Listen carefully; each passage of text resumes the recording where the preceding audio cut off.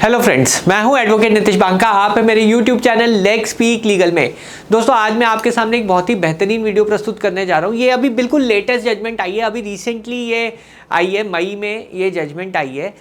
अगर आप अपने डीवी केस को ढंग से नहीं लड़ेंगे, एविडेंस पे ध्यान नहीं देंगे, तो क्या होगा? तो ये होगा आपके साथ कि अगर ट्रायल कोर्ट आपके ऊपर 5 लाख का कंपनसेशन बांध देता है, जो कि आपको लगता है बहुत ज़्यादा है, उसको 1 करोड़ तक बढ़ा सकता है। ये देखिए, 1 करोड़, 5 लाख का कंपनसेशन आपका 1 करोड़ का बन सकता है अगर आपने जो है डीवी का केस ढंग से नहीं लड़ा। तो आज मैं आपको बताने जा रहा हूँ, ये जजमेंट का पूरा मैं जो है आज विश्लेषण करूँगा। 70 पेज की जजमेंट है, बट आप ये पूरी अगर वीडियो देखेंगे तो ये आपको 5 या 10 मिनट में पूरी जजमेंट समझ आ जाएगी और आगे क्लैरिटी मिलेगी कि अपने केसेस में क्या क्या गलतियाँ ना करें, ताकि ये चीज़ आपके साथ ना हो। देखिए, 5 लाख से 1 करोड़ बांध दिया। अब देखिए, 5 लाख कहाँ और 1 करोड़ कहाँ, तो बहुत ही ज़्यादा चीज़ें इसमें जो है गलत हुई इस केस में, और उससे आपको सीख लेनी चाहिए कि आप अपने केसेस में ये गलती ना करें। चलिए आगे बढ़ते हैं। देखिए, ये जो केस है, अगेन मैं वही कह रहा हूँ, 5 लाख से सीधा 1 करोड़। ये देख रहे हैं कितना ज़्यादा ये डिफरेंस है। 5 लाख से 1 करोड़ का कंपनसेशन जो है कोर्ट ने बढ़ा दिया। ये है दिनदोशी कोर्ट। ये कोर्ट में मैं खुद भी रिप्रेजेंट किया है मैंने। ये कोर्ट जो है मुंबई में है। ये कोर्ट की जजमेंट है। तो ये जजमेंट आई थिंक 5 मई को आई थी। अभी रिसेंट जजमेंट है, 2025 की जजमेंट है। चलिए, ये डीवी केस था। नीचे वाले कोर्ट ने 5 लाख रुपए कंपनसेशन दिया वाइफ को और 1 करोड़ हो गया वो कंपनसेशन। वो कैसे हुआ अभी वो जानेंगे। देखिए, ये बैकग्राउंड है केस की, ठीक है। वाइफ ने जो है हस्बैंड और इन लॉज पे केस कर दिया, ठीक है जी। अब वाइफ ने जो है हस्बैंड और इन लॉज पे केस कर दिया। मैरिज इनकी 1997 में हुई। बच्चे थे, 2 सन्स थे जो आई थिंक मेजर हो गए, और डॉटर जो थी वो माइनर थी। ये माइनर थी, ठीक है। तो ये केस के फैक्ट्स है। डोमेस्टिक वायलेंस के अंदर पिटीशन फाइल की थी, और वाइफ ने अगेन जैसे नॉर्मली होता है कि मल्टीपल एलिगेशन, इंसिडेंटल एलिगेशंस लगाए थे डोमेस्टिक वायलेंस के हस्बैंड के और उसकी पूरी फैमिली के खिलाफ। आगे बढ़ते हैं। टिपिकल कंप्लेंट है, कोई इसमें नई चीज़ नहीं थी। बस आपको ये गौर करना है कि एविडेंस क्या हुआ था इसमें। अगर एविडेंस को आपको डील करना आ गया तो आप ये कंपनसेशन अमाउंट को टैकल कर लेंगे आगे। देखिए, वाइफ के एलिगेशंस का मैंने 4 हिस्सों में ब्रेक डाउन किया हुआ है। उसने कहा कि जी मेरे को मारा पीटा, चिल्ड्रन को जो है एक्सेस नहीं दिया, अटैक किया मुझे पे, और मेरे साथ फाइनेंशियल मैनिपुलेशन की, शेयर्ड बिजनेसेस थे, प्रॉपर्टीज़ ट्रांसफ़र कराई, मेडिकल ट्रीटमेंट, सुसाइडल टेंडेंसीज़, ये सब जो है मेंटल ट्रॉमा मेरे से सफ़र किया। तो ये एलिगेशंस थे बेसिकली, जो टिपिकल कंप्लेंट में होते हैं, बट इसमें थोड़े डिटेल्ड में ये एलिगेशंस थे इस पूरी कंप्लेंट में। आगे बढ़ते हैं। हस्बैंड, अगेन हस्बैंड का वही डिफेंस रहता है कि ये एलिगेशन गलत थे, ये खुद ही अनस्टेबल वॉलेट थी, बिजनेस के फंड्स को इसने मिसयूज़ किया। और हस्बैंड ने एक चीज़ कंप्लेन की, एक चीज़ जो है कोर्ट को बताई। ये बहुत इंपॉर्टेंट चीज़ है। जब आप ये ऐसा करते हैं ना, कोर्ट को लगता है आप झूठ बोल रहे हैं। 9.72 करोड़ के आपके लॉसेस दिखा दिए या लाइबिलिटीज़ दिखा दी। मतलब कोर्ट को एक आपने इंडिकेशन दे दिया कि जी आपकी कैपेसिटी इतनी है। सोचिए, कोर्ट को आपने एक इंडिकेशन दे दिया कि जी मेरे को तो लॉस हो रहा है, मेरी लाइबिलिटीज़ है। कभी भी ये लाइबिलिटीज़ जो है ना हाईलाइट नहीं करनी चाहिए आपको। जब आप ये हाईलाइट करेंगे ना, कोर्ट को पता चल जाएगा कि आपका स्टैंडर्ड क्या है। आप करोड़ों में खेलने वाले हो, कोर्ट को ये लगेगा, ठीक है। आपको लॉस हो रहा है, कोर्ट को उससे कोई मतलब नहीं है। लाइबिलिटीज़ हैं, EMI है, उससे कोर्ट को कोई मतलब नहीं है। जब आप बिज़नेस में लॉस दिखा देते हो, कोर्ट को आपको पता चल जाता है कि आप कितना रिस्क ले सकते हो अपने बिज़नेस में, कितनी आपकी कैपेसिटी है। तो ये चीज़ जो है ना बहुत हैम्पर करती है। ये कैसे हैम्पर करेगी मैं बताऊंगा। बट और एक और चीज़ की, हस्बैंड ने विटनेस एविडेंस नहीं लीड किया इस केस में, जबकि वाइफ के पास बहुत एविडेंस था। हस्बैंड ने एविडेंस ही नहीं लीड किया। ये भी एक बहुत बड़ी गलती करते हैं कि अगर आपकी साइड की स्टोरी के एविडेंस है, उसको ढंग से लीड कीजिए। अगर आप ढंग से लीड नहीं करेंगे तो ये चीज़ आपके साथ भी हो सकती है, ठीक है। कोर्ट ने क्या कहा कि हस्बैंड के खिलाफ डीवी हम मानते हैं, चलो जी ठीक है। वाइफ की टेस्टिमनी पे रिलाई किया, एविडेंस वेरिबल और इकोनॉमिक अब्यूज़, और कंपनसेशन बढ़ा दिया 5 से 1 करोड़। मेंटेनेंस अलग ग्रांट कर दी, 1.5 लाख और 1 लाख रुपए ग्रांट कर दी कोर्ट ने। देखिए मतलब 5 लाख से 1 करोड़ कर दिया, और मेंटेनेंस और ये। अब आते हैं मुद्दे पे, मेन मुद्दा क्या है, किस ग्राउंड पे कोर्ट ने ये चीज़ करी। आगे बढ़ते हैं। देखिए लीगल टेकअवेज क्या है इसके। वाइफ ने जो है अपना डिटेल्ड एफिडेविट फाइल किया। एफिडेविट उसने बहुत डिटेल में फाइल किया।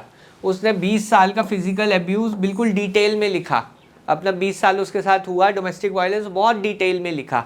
फिर उसने मेडिकल रिकॉर्ड्स, ये हॉस्पिटलाइजेशन, ये जो है एक मेडिकल रिकॉर्ड आपके पूरा लाइफ बदल सकता है। अगर आप मेडिकल रिकॉर्ड और हॉस्पिटलाइजेशन को ढंग से चैलेंज नहीं करते, वाइफ प्रूव कर जाएगी अपना डोमेस्टिक वायलेंस का केस। ये चीज़ आप याद रखिए। अगर आपने मेडिकल रिकॉर्ड और हॉस्पिटलाइजेशन को ढंग से चैलेंज नहीं किया, क्यों वो मेडिकल रिकॉर्ड लेके आई है, वो उसका आपके तरफ से भी तो कुछ होना चाहिए ना।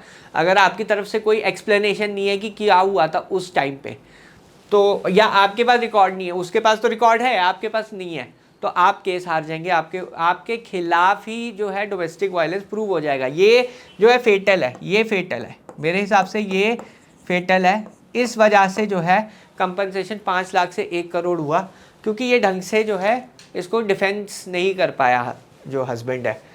इंजरीज और ये FIR, अगेन मेडिकल रिकॉर्ड और FIR भी कर दी, कंप्लेंट भी कर दी जी। कोई नॉर्मल सर्कमस्टांसेस में कंप्लेंट नहीं करता है। अगर किसी के साथ बुरा हुआ है वही तभी कंप्लेंट करता है वो, ठीक है, कुछ ना कुछ तो हुआ है तभी FIR है, और इसको आपने काउंटर नहीं किया, सबसे बड़ी चीज़।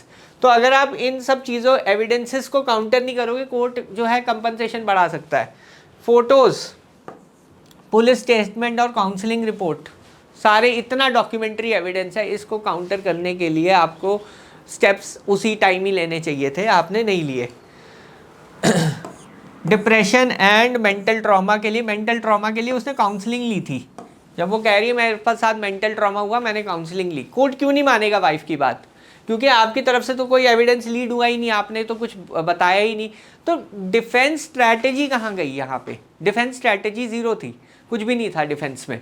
तो जब आपका डिफेंस स्ट्रैटेजी बिल्कुल ज़ीरो हो जाती है और ये सारे एविडेंसेस आ जाते हैं, इनको काउंटर करना जो है बहुत ज़रूरी है। और इसके लिए ही स्ट्रैटेजी बनती है कि आप इन सब चीज़ों को कैसे रिफ्यूट करोगे कोर्ट के आगे, कैसे अपना केस जो है रिफ्यूट करोगे, आप अपना एविडेंस लीड करोगे। ऐसे केसेस में आपकी अपनी एक्सप्लेनेशन होगी कि ये क्यों हुआ, ये मेडिकल क्यों बनाया इसने।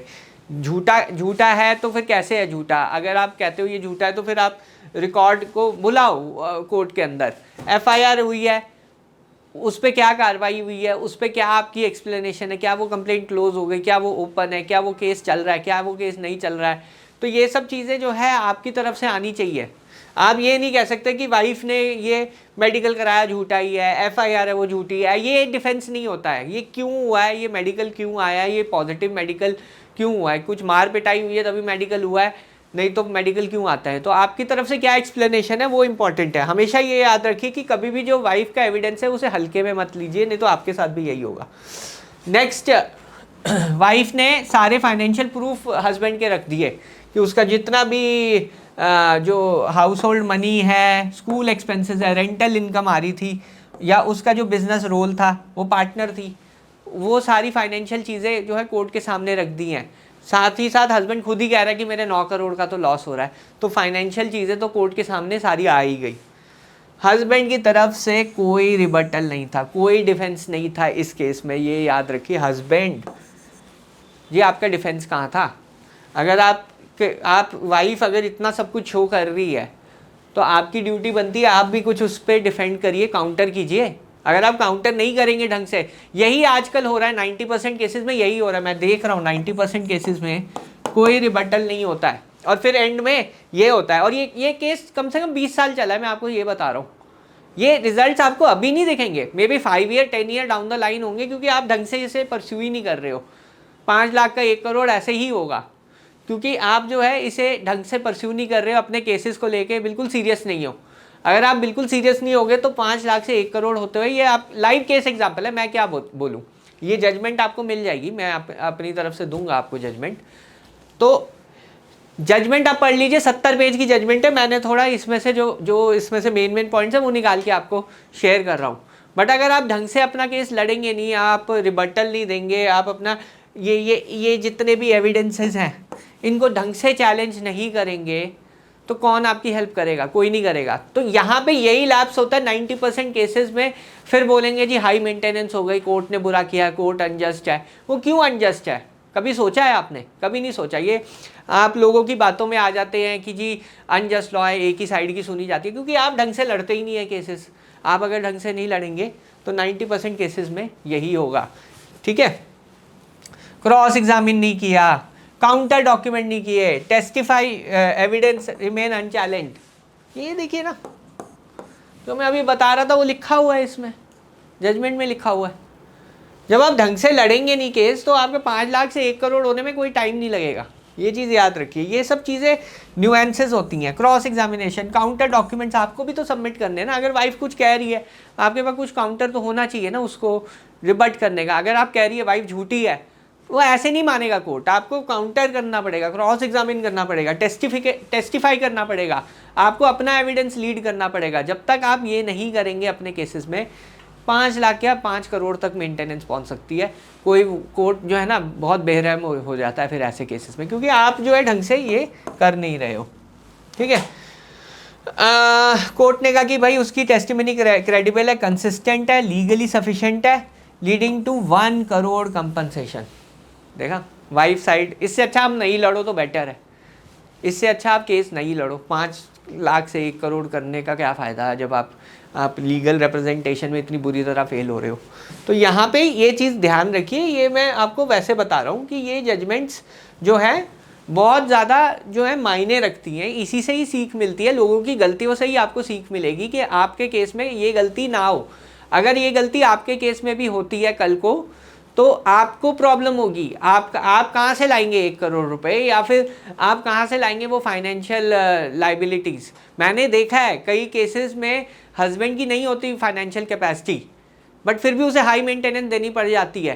क्यों? क्योंकि वो जो है सोचता है कि वकील तो ऐसे ही चार्ज करते हैं, वकील तो अच्छा वकील अगर हम हायर करेंगे वो ज़्यादा चार्ज करेगा, अभी मेरे को कम में मिल रहा है। ये मेंटालिटी रहती है, फिर लेने के देने ही पड़ते हैं एंड में।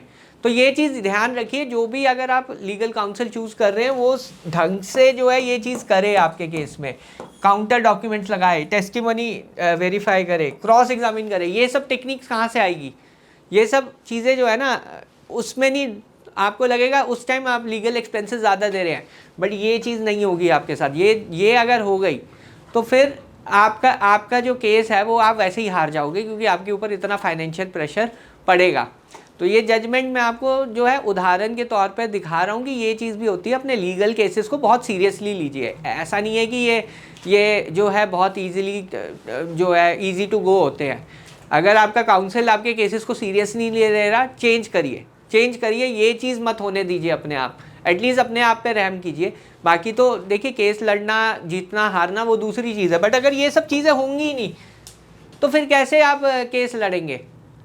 ठीक है, तो बहरहाल वीडियो देखने के लिए बहुत बहुत धन्यवाद। अगर आपको ये जजमेंट चाहिए ना, ये जो जजमेंट है, उसके लिए आप मेरा व्हाट्सएप ग्रुप ज्वाइन कीजिए। डिस्क्रिप्शन बॉक्स में लिंक है, इस पर मैं एक डिटेल्ड आर्टिकल भी लिख रहा हूँ और साथ साथ ये आपको जजमेंट भी दूंगा। ये जजमेंट आपको अराउंड 10 जून के आसपास मिलेगी, तो उससे पहले आप ये मेरा ग्रुप जो है ज्वाइन कर लीजिए। अगर आप 10 जून के बाद करेंगे मेरा ग्रुप, आपको ये जजमेंट नहीं मिल पाएगी। तो 10 जून से पहले आप मेरा व्हाट्सएप ग्रुप ज्वाइन कर लीजिए। लिंक उसका डिस्क्रिप्शन बॉक्स में चेक करिए, 2 मिनट का टाइम लगाइए, लिंक देखिए, ज्वाइन कीजिए, थोड़ा सा पेशेंस रखिए। ये जजमेंट भी आपको मैं प्रोवाइड कर दूंगा। बहरहाल वीडियो देखने के लिए बहुत बहुत धन्यवाद। Thank you very much.